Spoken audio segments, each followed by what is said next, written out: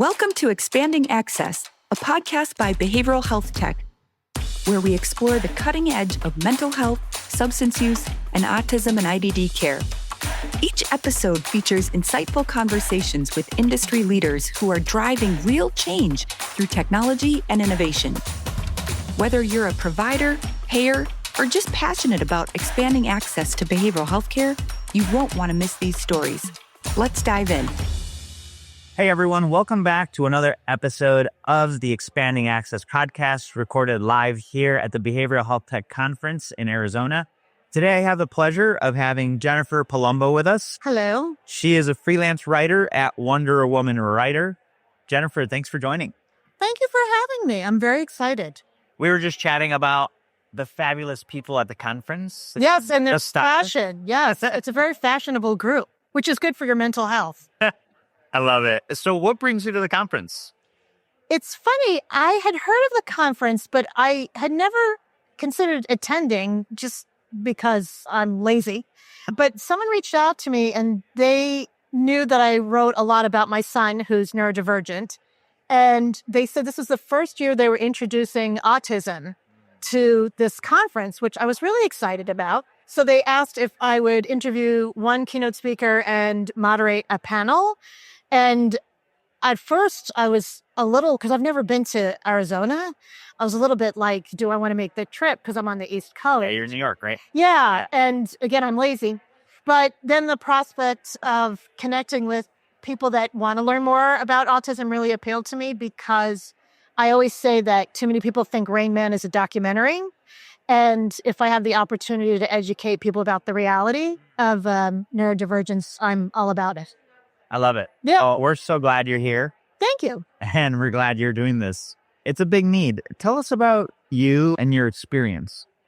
I am a series of disasters. Say this. I want to write a book called Of Course Me. Because you know how that people are like, oh, why me? After a while, Of course. I'm like, of course me. That's what I want to call my book. Because I feel like I've had a series of what seemingly are unfortunate events. I could go on. But the main things that I speak about the most are being diagnosed with infertility and then having a child with autism, which it's funny on the surface, one's a uterus, one's a brain, and you wouldn't think they'd be related, but there's stigma around both of them. And I feel like my years dealing with infertility put me in training for when my son was diagnosed with autism. So I'm all about, it's so cheesy, but I'm all about taking lemons and spiking it and making lemonade. And both these issues actually, I don't want to ever say I'm grateful for them, but they really have been wonderful in terms of connecting with like-minded people and people who want to actually make a difference, which I know sounds corny, but as I told you off camera, I used to do stand-up comedy. I still do sometimes. But I feel like advocating around these two issues is doing stand-up, but with a purpose. Corny, but true. I love it. I love it. Very purpose-driven. And so what the education piece, I love that you said people think Rain Man is a documentary. Yes. What is one of the most common misconceptions that you feel people have around divergent? I think I can take my son to Vegas and win a lot of money. My husband and I joke, they're like, what special powers does your son have? Like he was bitten by a autistic radioactive spider or something. But my brother-in-law, bless his heart, when we told him that Michael was autistic, he was like, oh, take him to Vegas. They think you all count cards and you're all, IT developers or something like that. Yeah. But there really are a lot of misconceptions around autism. And one of the biggest things that I'm hoping to dispel is that they're employable. People think you have to make all these special accommodations or that it's just impossible to hire neurodivergent workers. But all these studies and research, Harvard Business Review just did one, that they're actually very uniquely set up to catch bugs in the system. They have such a specific perspective that it actually will benefit companies. So that's one of my main issues, is trying to change the perception, get away from Vegas, and let's look at KPMG or something like that. I love that. Yeah. I love that. That's so great. How has being an advocate and writing about these two issues, has it been empowering to you, and how has it helped your mental health? Yeah, this is huge. When I first got diagnosed with infertility, which You've known me for 5 minutes, but you can tell I'm pretty outgoing. Yeah. I didn't tell anyone. I was really embarrassed and ashamed. Being Roman Catholic and Italian, life is a series of weddings, christenings, and funerals. And to not be able to get pregnant was shocking to me. Yeah. I'm like, because I was told if you're like in a mile radius of sperm, you'll get pregnant and your husband will work at a gas station, your life's ruined. But when it wasn't happening, I just felt shame. And I went through a very big period of depression. I didn't want anyone to know because I felt like I did something wrong. And then the more I learned about it, that it really is a medical diagnosis and not like a personal commentary of who you are. Yeah. And the more I started speaking about it, the more empowering it was. And I think it was just better for me mentally because hiding isn't my thing. And being open, I think about something that shouldn't have a stigma. If you keep it quiet, then you're making it have more power than it should. And so I started getting involved in advocacy efforts. I'm from New York. And so I helped advocate to make surrogacy legal in New York. It's called the CPSA Act. And there's a FAFTA bill to help access to care for IVF. And the more I advocated and spoke about it and even did comedy routines about it, the more it just felt like it didn't have its same power. And I didn't have to be depressed anymore, basically. That's great. Yeah. Tell me more about your writing and the work that you do at Wonder Woman Writer. Yes, I love Wonder Woman because I look so much like her. We have the same waist dimensions. Yeah.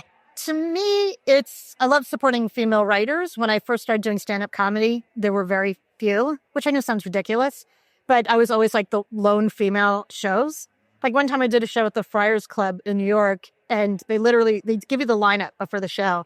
And they were like, all right, we'll have Dave, we'll have Rob, we'll throw the girl up there just to break up the continuity, and then we'll have Ted. And I was just like a token bookend female. Yeah. So Wonder Woman Writer helps support other female writers.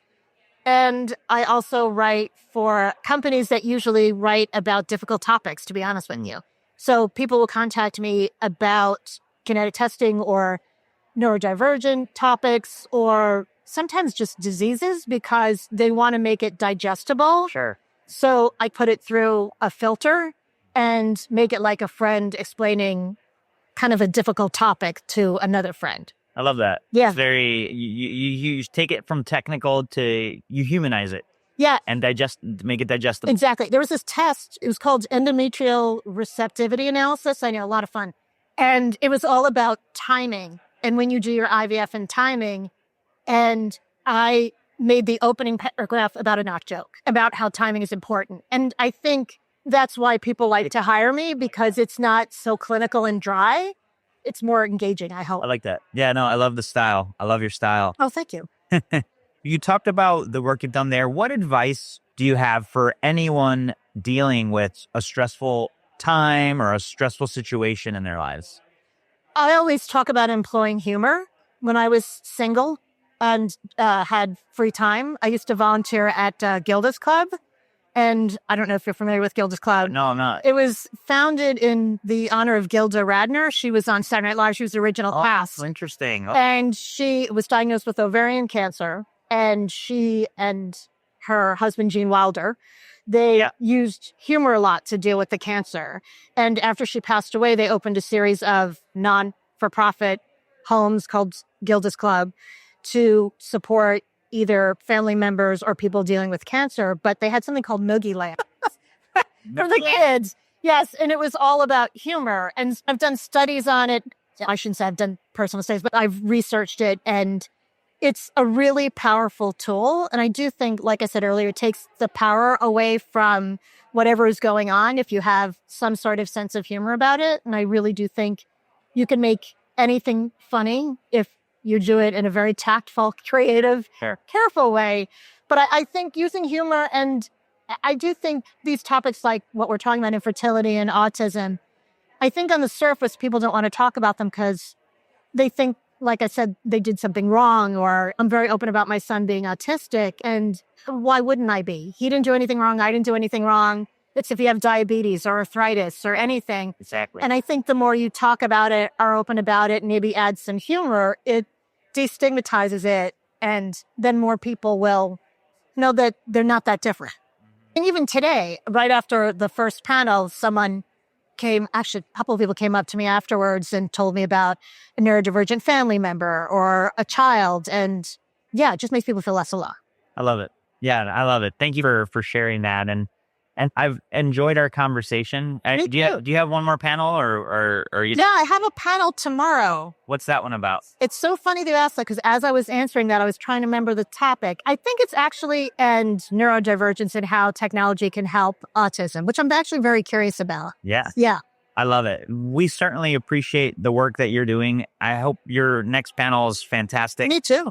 For everybody watching and listening to us today that couldn't be here, what call to action would you leave them with? And where can they find you to find some of your writing and maybe some of your comedy and the work you do? Yeah, there's this wonderful search engine called Google. And if you Google Jennifer Day, Jay Palumbo, you'll see I'm every woman, it's all in me. To quote Shaka Khan, I'm everywhere. I write for Forbes. I write for Today. I don't mean Today, although I am in the moment, but the Today Show. And of many other places. So Instagram, I'm all over the place. People Amazing. can find me. Yeah. Amazing. I certainly look forward to reading more of your work. Thank you. So glad that we got a chance to speak with you, Jennifer. And for everybody out there, make sure you look up Jennifer Palumbo. She's a freelance writer at Wonder Woman Writer, sharing her experiences with us. Hopefully you don't feel as alone anymore. That's the point of today. Check her out in the show notes. We'll leave ways to get in touch with her. And Jennifer, thanks for doing this. Thank you. And thank you for doing this whole podcast because it's a brilliant thing to do at a mental health conference. Pleasure.